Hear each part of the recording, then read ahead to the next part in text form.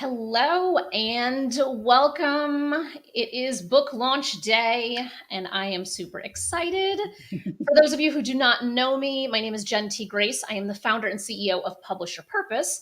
And today I am with another Jen, Jennifer Rosado, who is launching your book, My Alternate Universe. Yes. Welcome. Hi, Jen. I'm super excited. I say this honestly in every single interview we do, but I just love book launch day because there's something so magical about all of the hard work that you have put into this book and this project finally coming to life. Like it's Yeah. here, and now you can kind of like bask in that the glow and glory of having done this amazing accomplishment. Yeah, it's definitely surreal. It's hard to even put into words how it feels. It's Yeah. very exciting, but it's also like nerve-wracking too. Yeah, there's lots of reasons to have some nerves right now, and but that's good. Like, you're human, right? We're all human. Yeah. I have so many things I want to ask you, but before I do any of that, I want to, my alternate universe, it could mean a number of things. So can you just spend a minute or two just kind of sharing what your book is about? Sure, absolutely. So my book is called My Alternate Universe: Anxiety, Autism, and Adventure in a Parallel Reality. And I got the idea for alternate universe really just organically by what happens in my life at that time.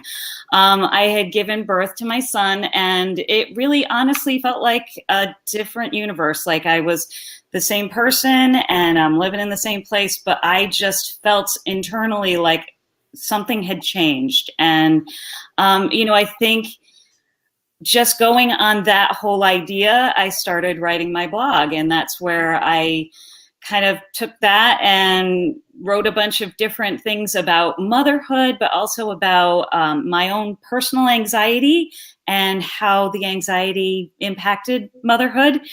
And then, of course, after a few years, my son was diagnosed with autism. So it kind of all wrapped together into this, narrative that was really a whole new universe that I had to kind of navigate. And that's how I got the title. So my book is really about my emotional journey of getting to know my new universe, getting to know being a mother of a child with special needs, and then kind of taking it from there to learning to accept where I'm at, because it is a different place. It's different than my old life. And so I really had to come to terms with that and learn how to accept where I'm at, and actually, maybe become even better version of myself. So that's really where I got that from. There's so much of what you're saying because you started your blog back in 2014. So it's been a Yeah. good 8 years. Yeah. I would imagine it might be a safe assumption to say that there's going to be some catharsis in having been writing that blog throughout the years. So what was the inspiration originally for the blog? Well, originally I started writing it for a very selfish purpose. At the time, I think my son was about 4 years old. It had already been about 2 years since he had been diagnosed with autism. But I had been really kind of emotionally holding a lot of things together very, very loosely. And I felt like just a sense of isolation and a loss of identity. And I really felt like I needed to kind of get it out somehow. And I started writing, and it really felt so good to put it out there, especially because I would get responses back from people on my blog, comments saying, my story is not exactly like yours, but I know exactly how you feel. And so hearing that from other people made me feel less alone. And so even though they might not have the experience of a child with autism or an experience with anxiety necessarily, there still was that feeling of connecting. And that was so hard to do at the time because my son had so many needs. I wasn't able to kind of go out and hang out with my friends like I used to and have that connection to people. And so my blog really became a way for me to reach out, and also just a way to express myself. And that in itself is cathartic, like you said, just getting it out there. So yeah, it's really been great for me to be able to express myself through my writing and to be able to connect with other people. Yeah. And what was the transition point from I have this blog now I want to package this into a form of a book. Like, what was the purpose and kind of direction, or was it like an aha moment? Like, how did it come up? I had a few fellow bloggers who were, I almost consider them my mentor bloggers. They would kind of come on and encourage me and say, you know, you really should think about putting this out there. You really should think about putting this into a book. This would be really great for people to read, especially if they're going through the same thing. Like if their parents have children with autism, they might be able to pick up that book and really feel some comfort. I even had some a doctor who kind of pulled me aside and said, you know, I read your blog and I really enjoy it, and you should really think about putting this into a book because it's something that I could recommend to my patients, that they read it, you know, if they're going through some similar, you know, experiences. So just hearing different people say that was enough encouragement for me to say, oh, maybe I could really do this. So that's when I started to put it together and try to put it into like a narrative form, because of course, all of these were individual blogs. And so it's not like a normal narrative story that goes from one point to the next to the next. It's kind of, theme based. Each chapter had its own theme, and I just put them in chronological order in a way that made sense. So, you know, in a way, I kind of feel like that makes it more accessible, because you could probably pick it up and read at any point in the book and get what's going on. Even if you didn't read in the beginning, you still sort of get it. So, so yeah, that was kind of where I went from the blogging nature to the actually writing a book and having it be more of a traditional book. Yeah. And I will say that, and obviously I'm biased, but this was done right, right? Because a lot of times there'll be someone who has a blog and they have an established following and they package it together to create a book, but they literally just kind of like copy and paste a bunch of blog posts without any thought of creating the narrative. And so I would imagine that was probably what took the majority of your time. It was kind of like connecting those dots and bridging those things together, Yeah. right? Absolutely. I actually had to write a few extra chapters, which was weird because normally I would just write chapters as I was inspired. I would write the blog post as I was inspired. So this was a little different, where I'm like, this is a hole I need to fill in the narrative. So how am I going to write this chapter in an interesting way? And so that was actually kind of fun, to have to take a certain idea of this certain point in the story and make something of it. But it definitely was sometimes challenging. So Can imagine. Okay, so you started the blog 8 years ago. How far in was it when you were blogging that you were having these conversations with kind of your mentor bloggers who were like, you should write a book? So I'm trying to get to the bottom of how long did it actually take you to write, like, how long were you sitting on this idea versus when you started to actually put it together as a book? I would say it was about 4 years in, but I was getting, you know, all along I sort of had people saying, oh, you know, you should think about doing this. But I didn't take it seriously until about 4 years in. And I, at that point, took everything and put it together, made a table of contents and thought about shopping it out. So that was about 4 years in, which is 4 years ago. So it did take a while to go from that point to where I am now, which is kind of crazy.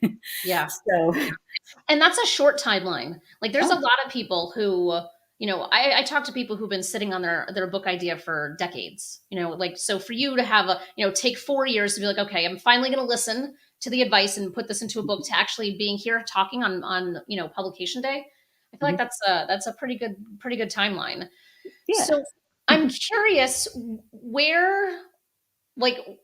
what your first step in the process was when you were like, okay, I have this content, I'm reworking it. Now I need to figure out how I'm going to actually get this out there and work with somebody to help me publish the book. Like what did that look like? And I like asking this question because it's such a mysterious thing for so many people, because in so many ways you really have no idea where to start. So I'm curious, what was like the first conversation that maybe you had, or the first Google search that maybe you had? Well, you know, the first thing that I thought about was, if I'm going to really shop this around, I want it to be the best it can be. So I had actually a friend who was an editor, and she was very excited to take a look at it. And so she agreed to edit the book. And that was super helpful because just getting that first look, getting somebody to look at it, do the grammar, the punctuation, all of the stuff that's just the basics, to make it a little bit more presentable was great. So that was my first step. But then I was like, what do I do with this now that I have it? So I went online and tried to figure out what the process was. I bought a couple of books, and, everything said, well, you got to get an agent. So then it's sort of learning how to navigate that system. And so I sent it out to a few agents, but I really felt like I didn't know what I was doing. It's really almost like a talent in itself to learn how to market yourself. Yeah. And I don't have any background in that. So, I tried that for a little while. I didn't get any responses. I tried going to independent publishers, and I thought that would be easier because you can skip the agent and you can go straight to them. And that was like a little bit more successful, where I could actually get a response from an email, which was nice. But I finally was like, this is so ridiculous that I'm spending all this time and energy trying to sell this book in this way. And then I just happened to, do a search, and I was really looking for just some way that I could publish my book that was kind of like an independent publisher, but I didn't really want to do like self-publishing because I felt like I didn't know enough to do self-publishing. So that was when I came across your website, and I was like, oh my gosh, this is perfect because like you said in your website, that hybrid publishing is kind of like taking the best of both worlds, where you're taking the publishing world with all of the vendors and people that know what they're doing, and then taking the self-publishing. So I'm doing some of the work as an author, and then you, in the end, actually get a book that's really, really high quality, and you feel proud to put it out there. So, so that was really the process for me, going from the blogging to actually having a book. And I'm so glad that I found you guys, because you've made this process so much more pleasant and much easier. I think that it has something to do with your personality too, where, I think that like when you come into the process and you're just, there's a sense of just gratitude for like the overwhelmingness or the complications of the process. It makes it just everybody's life a little bit easier, because it doesn't have to be hard. I tell people this all the time. It doesn't have to be hard, but unfortunately it can be, because it's just, you don't know where to get the information from. So yeah. I'm happy that we crossed paths. I was trying to think of it. I should have looked before we started going live on this, but when we first connected to like look at our timeline, because it did, like, you have really moved through this process quite quickly in the grand scheme of, authors.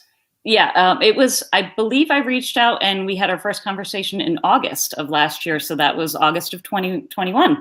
And then I think we kind of got started sometime in September, where I actually was connecting with people.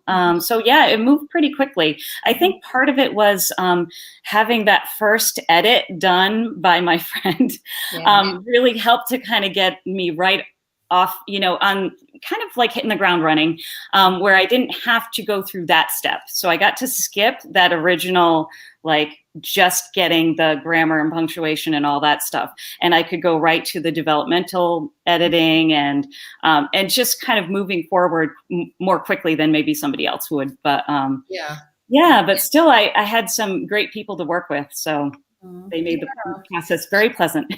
Thank you. That is honestly our top goal always, is to have just a good experience, because unfortunately a lot of people have very negative experiences in the publishing space, and I never want our name to be associated with that. Yeah.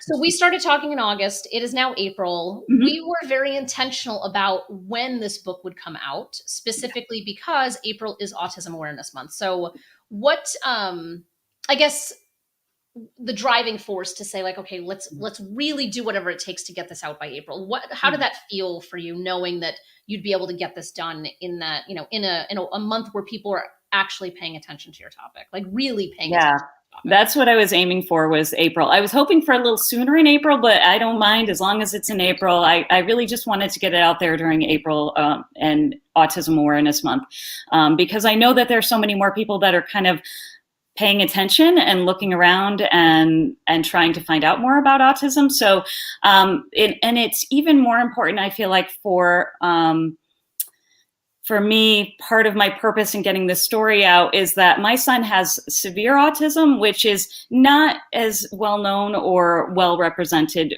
for obvious reasons. Now, he has severe autism.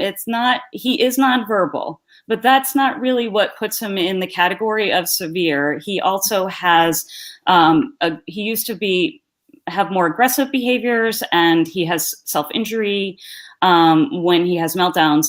And so those factors alone make it more challenging. So it's important for people to realize that, first of all, you don't have to have a child who's nonverbal for that child to be severe, because it's really dependent on different factors.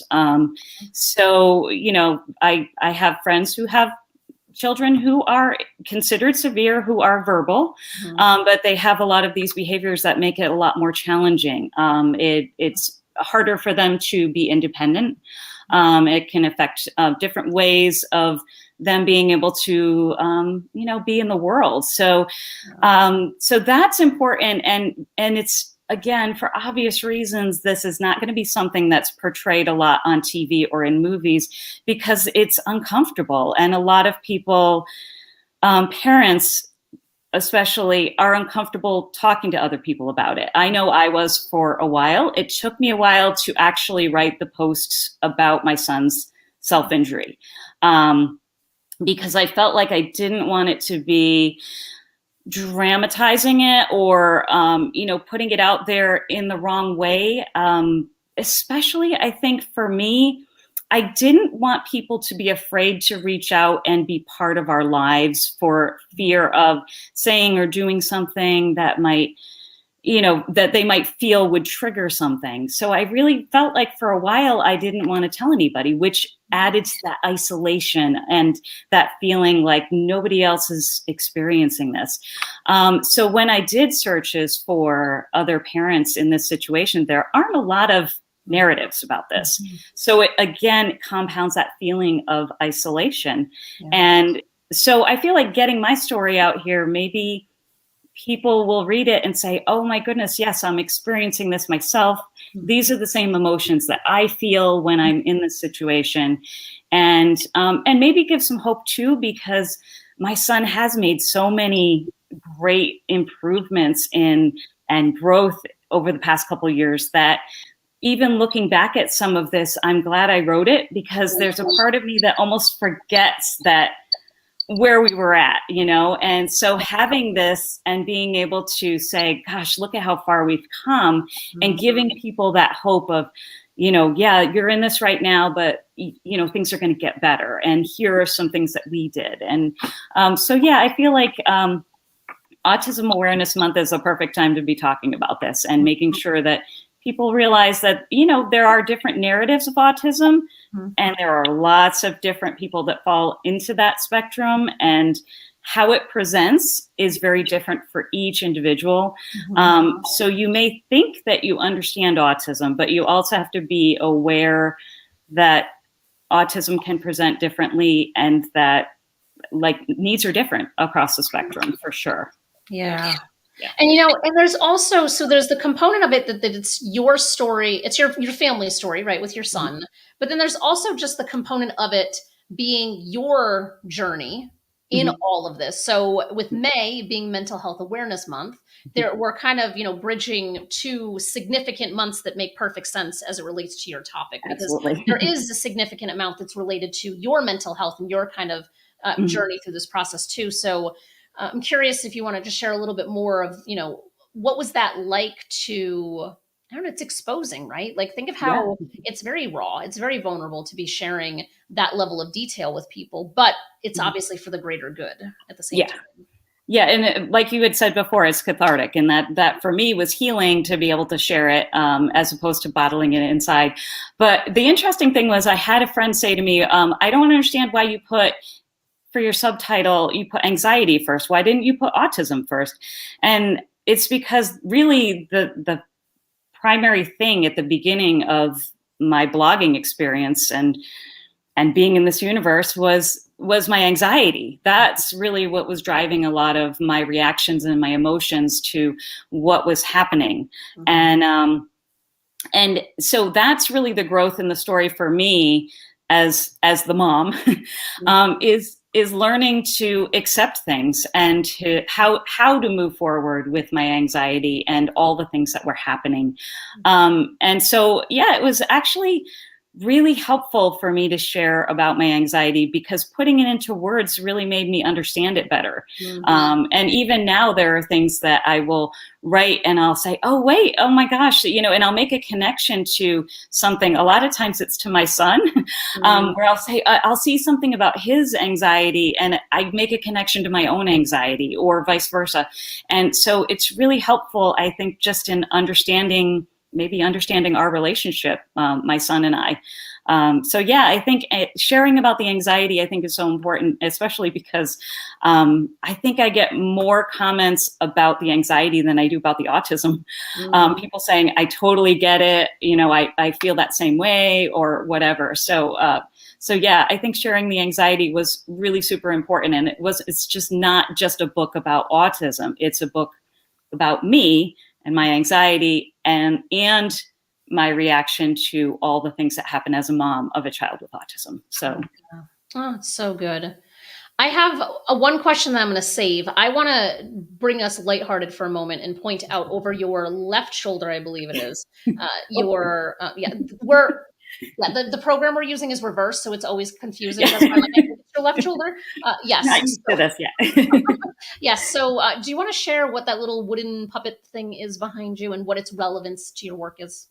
Yeah. If you see the cover of my book, my son is laying down and he's got his hand over this little puppet. And that's actually the puppet he was playing with at the time that his grandfather took the picture. And I always loved that picture, just the picture of his face and his eyes. It's just such a beautiful picture. But when I decided to use it for the cover, the thing that kind of stuck out to me was the symbolism of a puppet, and the fact that that's kind of how I felt at the time when he was young, as a mom, just like having lost all control. Like I felt like I had nothing that I was controlling anymore. And so it kind of symbolizes this little boy who's got me. He's holding me, and I'm just this kind of little puppet. And so I kind of liked that symbolism. And so I ended up using that as the author photo on the back of my book, just kind of as a quirky way to give a nod to that picture and what it symbolizes.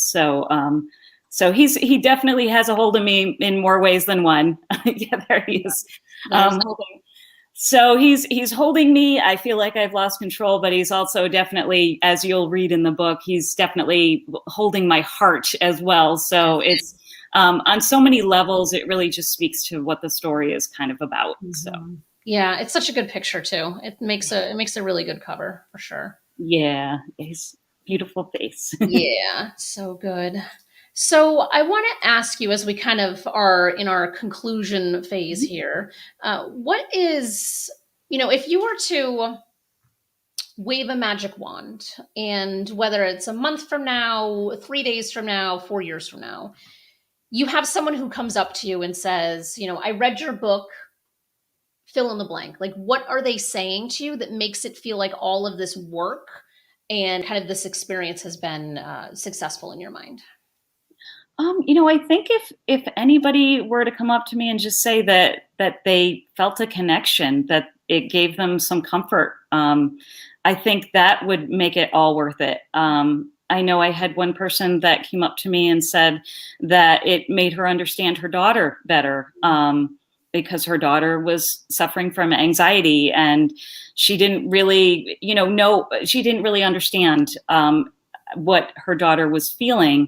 And, because I speak I write in metaphor in the book quite often, I think that helps people who maybe don't understand it to understand it a little better, what the feelings are.